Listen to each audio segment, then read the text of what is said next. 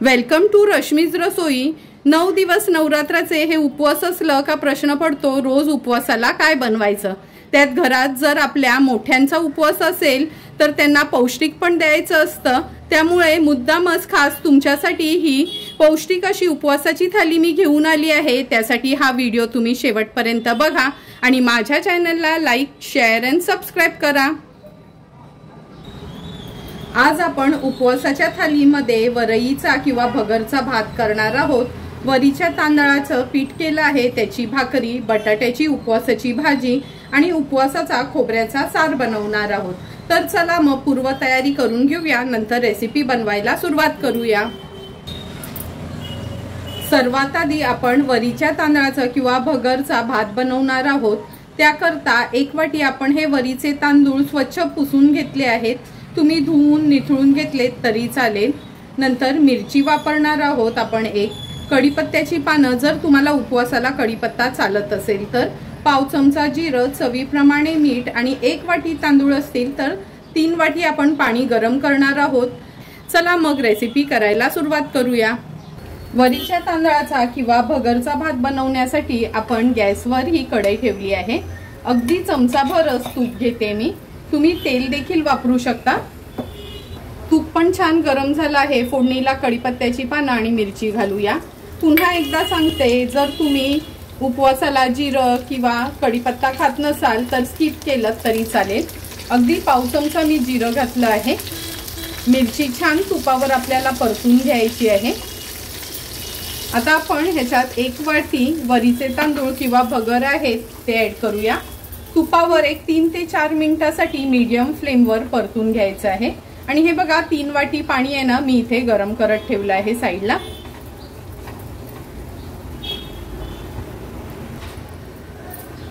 हे बघा तांदूळ 3 ते 4 मिनिटांसाठी आपण तुपावर छान परतून घेतले आहेत। आता ह्याच्यात पाणी ऍड करूया।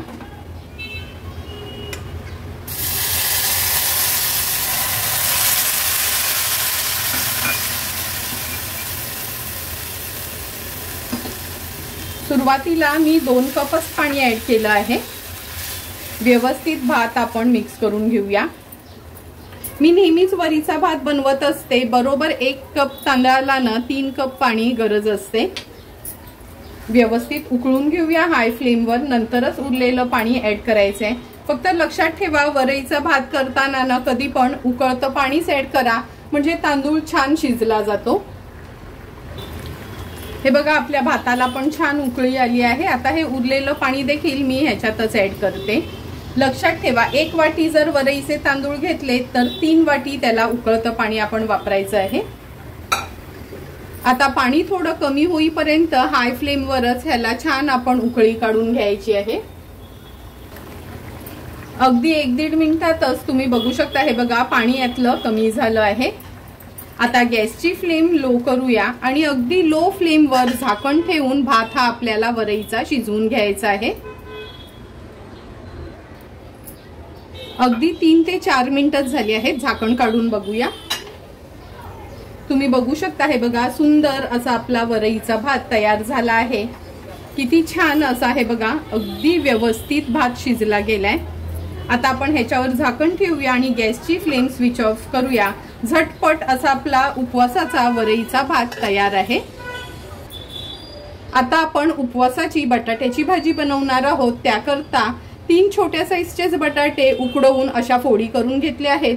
2 चमचे तेल वापरणार आहोत। 3 हिरव्या मिरच्या, कढीपत्त्याची पानं, जिरं घेतलं आहे। आणि जर उपवासाला तुम्हाला कढीपत्ता किंवा जिरं चालत नसेल तर फक्त मिरचीची फोडणी दिलीत तरी चालेल। चवीप्रमाणे मीठ आणि चमचाभर साखर वापरणार आहोत।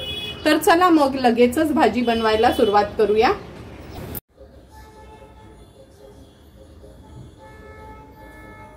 उपवासाची बटाट्याची भाजी बनवण्याकरता गॅसवर आपण हा पॅन ठेवला आहे। 2 चमचे तेल घेणार आहोत। खूप जास्त पण तेलाची गरज नाही। तेल व्यवस्थित आपण तापवून घेऊया। तेल पण छान तापलं गेलं आहे। आता अर्धा चमचा जिरं घालूया फोडणीला। नंतर 3 ते 4 हिरव्या मिरच्या आणि कढीपत्त्याची पानं घेतली आहेत। जर तुम्ही उपवासाला जिरं किंवा कढीपत्ता खात नसाल तर स्किप केलं तरी चालेल। काही जण कढीपत्ता खातात म्हणून मुद्दामच मी कढीपत्ता आज फोडणीला घातला आहे। आता ही 3 बटाटी जी फोडी करून घेतलेल्या उकडवून ते ऍड करतोय। चवीप्रमाणे मीठ ऍड करते, चमचाभर साखर।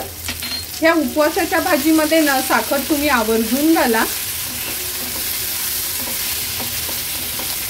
व्यवस्थित भाजी आपल्याला परतून घ्यायची आहे।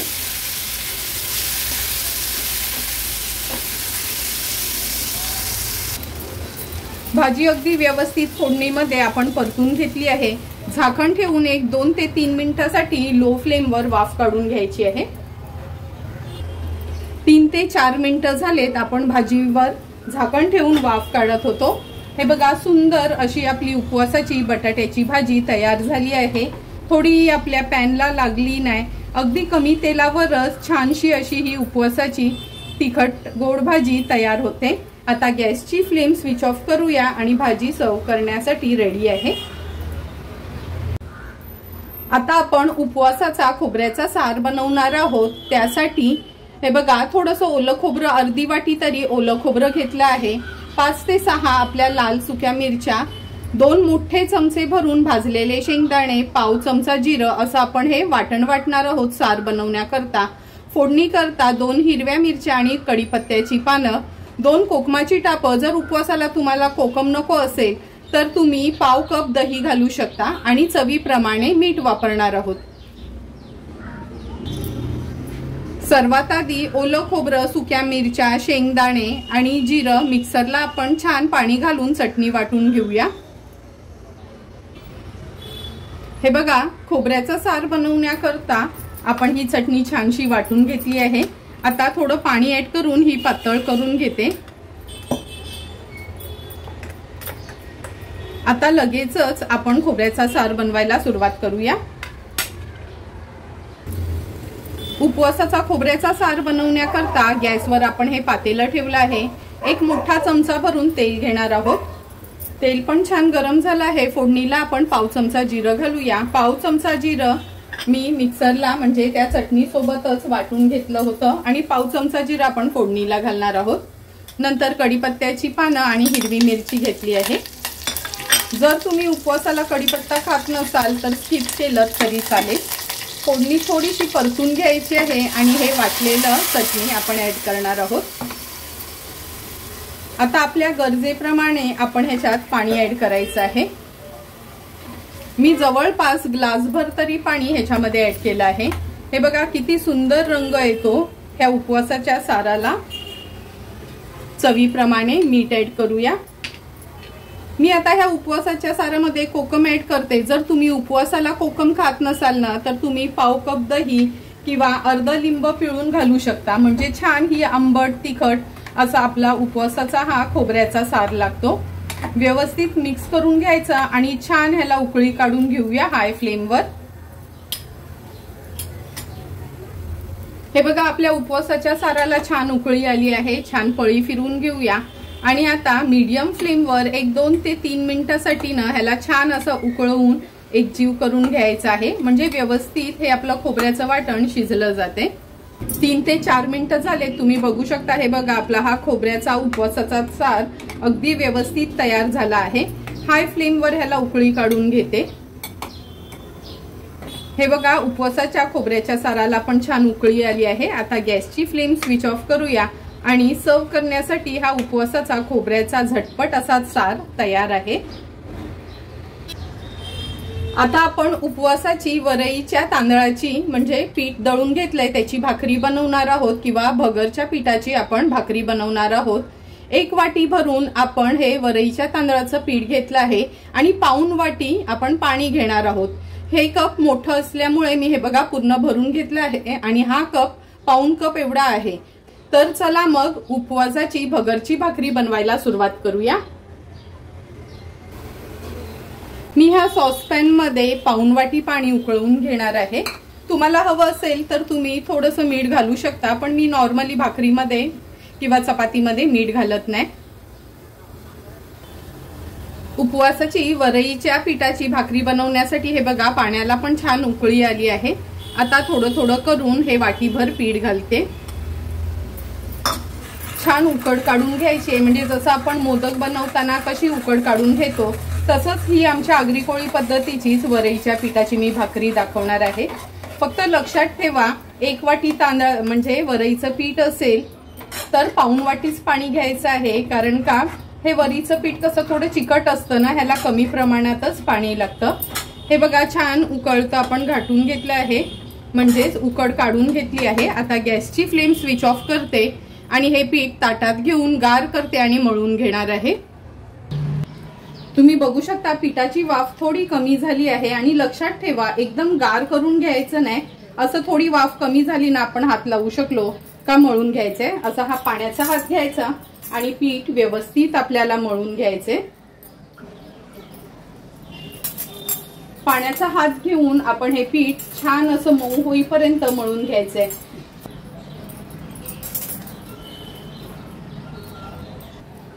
हे बघा छानसं मऊ होईपर्यंत अगदी पाण्याचा हात घेऊनच आपण हे पीठ वरईचं मळून घेतलं आहे। आता लगेचच भाकरी बनवायला सुरुवात करूया। जे आपण पीठ मळून घेतलेलं ना त्यातला अर्धा भाग पिठाचा गोळा मी हा काढून घेतला आहे। त्याच्या आपण 2च भाकऱ्या करणार आहोत, कारण का आमच्या नागरी कोळी लोकांच्या काय खूप लहान भाकऱ्या नसतात, जरा बऱ्यापैकी मोठ्याच असतात। तरी ही उपवासाची भाकरी ना आम्ही त्या मानाने थोडी लहानच बनवतो। व्यवस्थित हे पीठ न मळून घ्यायचे। जरी आपण अगोदरच हे वरईचं पीठ मळून ठेवलं असेल ना किंवा कोणतीही भाकरी करताना, तर पीठ मात्र व्यवस्थित असं मळून घ्यायचे। आता पाण्याचा हात घेऊन थोडी हाताने आपण नॉर्मल भाकरी करतो तशीच ही भाकरी करणार आहे मी।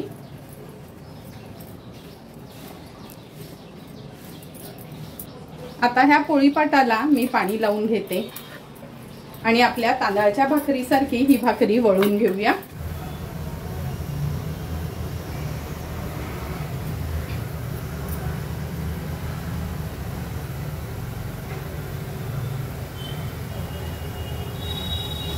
हाताने थापून घेतली की तिला पातळ करण्यासाठी अशी ना बोटं वळून घ्यायची त्याच्यावर, म्हणजे ही भाकरी आपल्याला हवी तेवढी आपल्याला पातळ करता येते। पाण्याचा हात मात्र सारखा घ्यायचा ही भाकरी वळताना, म्हणजे ना पोळीपाटाला किंवा परातीला किंवा ताटाला चिटकत नाही।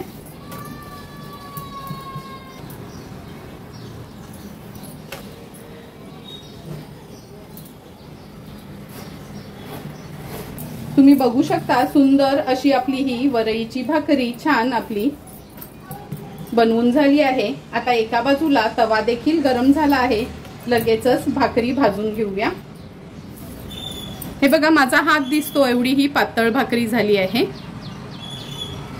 भाकरी भाजण्याकरता गॅसवर हा तवा आपण तापवून घेतला आहे। भाकरी तव्यात घालते आणि गॅसची फ्लेम लोवर ठेवते अर्ध्या मिनिटासाठी।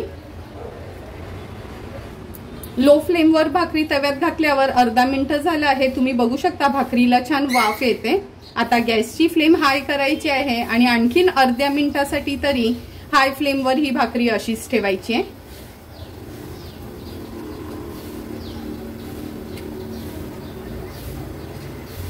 तुम्ही बघू शकता आणखीन अर्धा मिनिट झाला आहे। हे बघा भाकरी कशी हळूहळू तवा सोडते। आता कालता थोडासा पाण्यात भिजवून घ्यायचं आहे।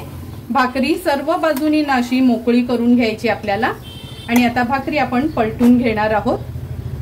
वाटते की नाही तांदळाच्या भाकरीसारखी? अजिबात कोणालाच खरं वाटणार नाही का ही वरईची तांदळाची भाकरी आहे असं। आता मागच्या बाजूनी पण भाकरी 1 मिनिटभरासाठी हाय फ्लेमवर व्यवस्थित शिजवून घेऊया। मागच्या बाजूनी भाकरी अगदी व्यवस्थित भाजून घेतली की आपण ही पलटवणार आहोत। आता ती उलट बाजू पण आपण व्यवस्थित भाजून घेऊया।